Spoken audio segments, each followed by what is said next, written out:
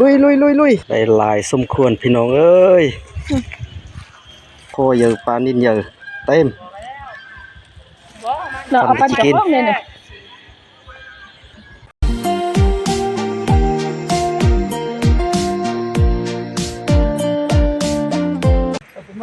สบายดีทุกคน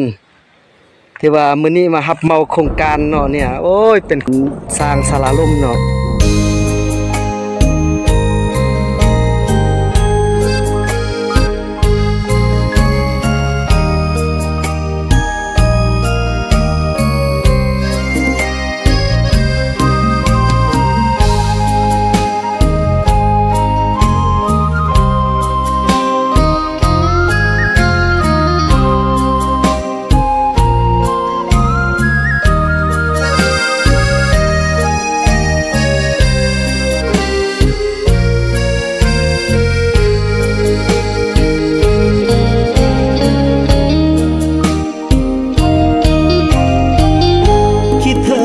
ครั้งก่อนเมื่อตอนอยู่นากับน้องแก้วตาเคยสัญญากันไว้เมื่อเธอเดือน6ฝนตกน้ำน้องหลั่งไหลมีน้องสวยคาดหวานไทยสุขใจไปตามภาษาเสียงฟ้าห้องดังก้องยามใดสุดห่วงควันใจบ่ได้คิดลืมเลือนลาท้องนาที่เก่าสองเฮาเคยห่วมสัญญาว่าหักเท่าดินเท่าฟ้าแต่ก็มาสิ้นพังทลาย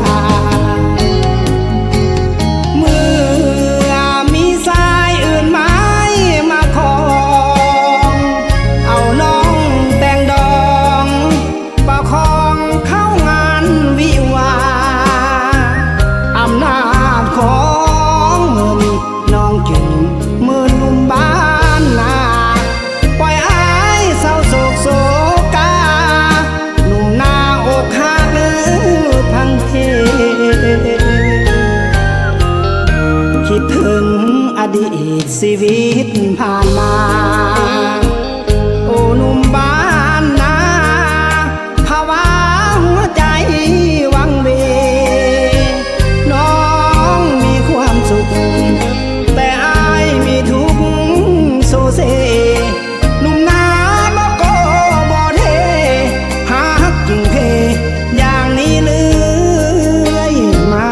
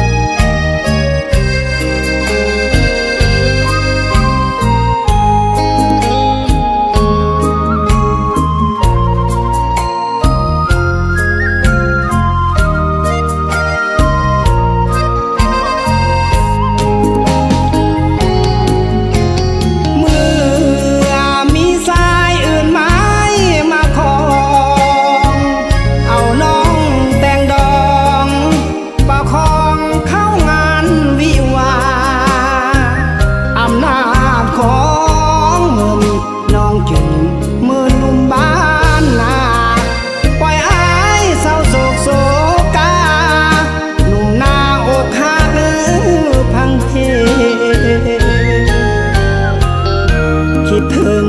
อดีตชีวิตผ่านมาโอ้หนุ่มบ้านนาภาวะหัวใจวังเวน้องมีความสุขแต่อายมีทุกข์โซเซหนุ่มนาบ่โกบ่เทหักจริงเพอย่างนี้เลื่อยมา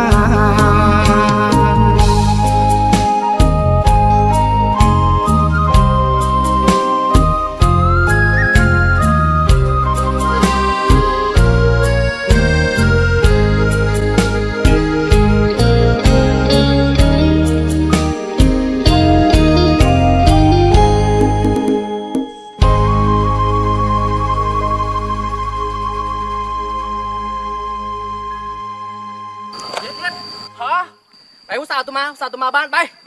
ไปขึ้นมาแป๊บนึงไปโอเคไป คิดถึงครั้งก่อนเมื่อตอนอยู่นากับน้องแก้วตา เคยสัญญากันไว้เมื่อเธอเดือนหกฝนตกน้ำน้องหลั่งไหลมีน้องสวยคาดหวานไทยสุขใจไปตามภาษา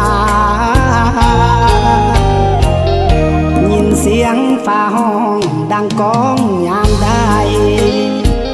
สุดห่วงควันใจบ่ได้คิดลืมเลือนลาท้องนาที่เก่าสองเฮาเคยห่วมสัญญาว่าหักเท่าดินเท่าฟ้า ไอดีดไอเป็นยังไงยังสบายดีอยู่บ่ ไอ้สบายดีน้องเด็กเป็นยังไง ชีวิตก็ดีขึ้นหลายไอดีดไอแต่งงานแล้ววะ ไอ้ยังไม่ได้แต่งงานนับตั้งแต่มือที่น้องจักไอ้ไปไอ้ก็บ่ได้คิดจะแต่งงานแล้วก็บ่ได้คิดจะมีครอบครัว งานวิวาอำนาจของวานไทยสุขใจไปตาม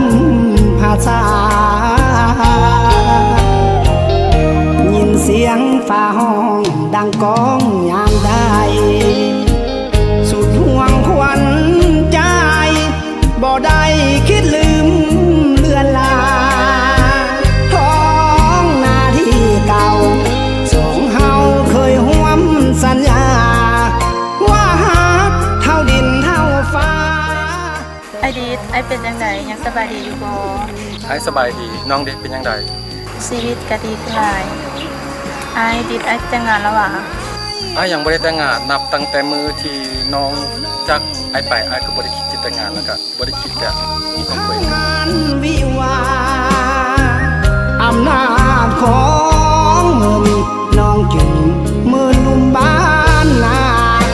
ปล่อยอายเศร้าโศกโศกาหนุ่มหน้าอกหักพังเทคิดถึง